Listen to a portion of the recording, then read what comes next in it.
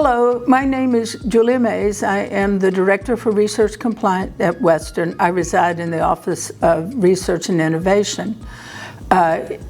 In my role as the Director, I oversee several areas of compliance, and today I want to talk about the Institutional Review Board, or the WMU IRB, that oversees human subject research.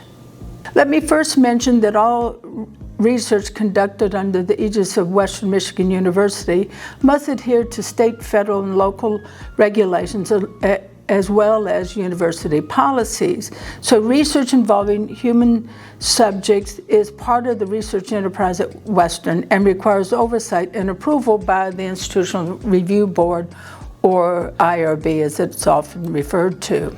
And the three principles that the IRB operates under is respect for persons, that's autonomy, protections for vulnerable populations, and patients or participants know about and consent to research. And then beneficence, do no harm, maximize benefits, minimize risk.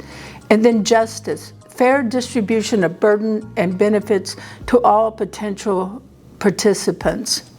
At Western, we apply 45 CFR 46, often referred to as a common rule, that defines research, it defines human subjects, and designates IRB oversight and provides guidance on human subject research.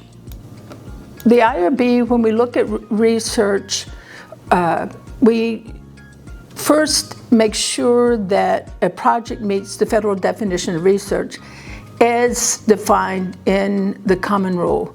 And that is a systematic investigation, including research development, testing, evaluation, designed to develop and contribute to generalizable knowledge. So the IRB first makes that determine, is this research? If the answer is no, the IRB does not have to go any further. And that would not require oversight if it doesn't meet the federal definition of research.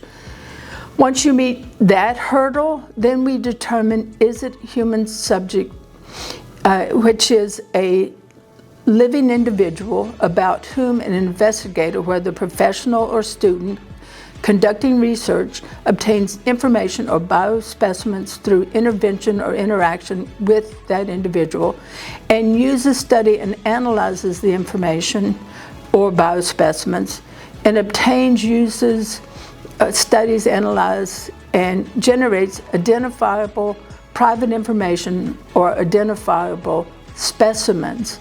So if the IRB determines it is research and it is human subject, then oversight is required. Well, the biggest mistake that they would make that would be not coming to the IRB. If a project appears to touch humans, then that individual should reach out to my office. We can have a brief conversation or exchange of emails to determine, does this require IRB oversight? If it does, then we would discuss what that process is. The IRB application is laid out in a systematic way, and there's questions that need to be answered, and we provide guidance at each of those questions. What we don't want in that IRB application is a thesis proposal. We are interested in the research itself. And so when you submit a protocol, your advisor or the PI must review it. Keep in mind that under WMU policy, students cannot serve as the principal investigator. They can be a student investigator for thesis, dissertation, capstone, honors thesis, but they cannot be the PI. That is generally, if it's for your honors thesis, it's generally the chair of that honors thesis. It's important that when you are completing your application, that you answer all questions.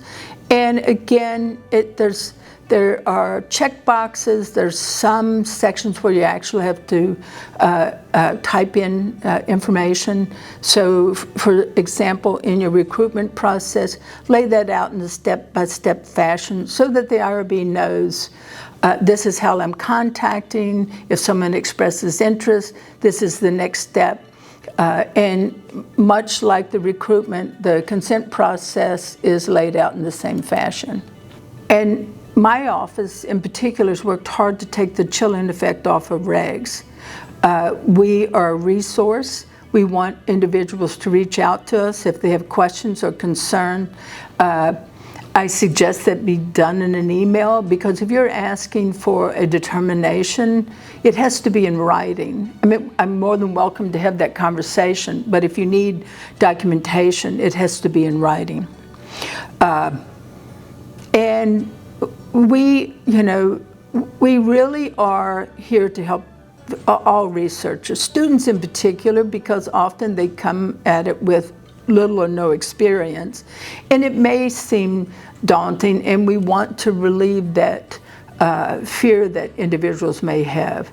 I have an open door policy, and if someone needs to come talk to me, I'm more than willing to do that, or we can exchange emails, and if necessary, do a WebEx. Individuals sometimes, students in particular, have some issues navigating Cayuse, and so it's very helpful if we can do a WebEx and I can see their screen. Thank you for the opportunity to discuss the IRB with you, and thank you for watching this video. If you have any questions, please feel free to reach out. Go Broncos!